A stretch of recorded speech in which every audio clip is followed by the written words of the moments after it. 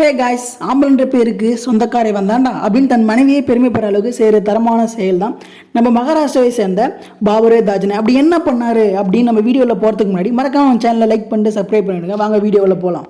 இந்த சம்பவம் எங்கே நடக்குது பார்த்தீங்கன்னா, மகாராஷ்டிரா மாநிலத்தில் வாஷி மாவட்டத்தில் உள்ள கம்போஷர் கிராமத்தில் தான் நடக்கு.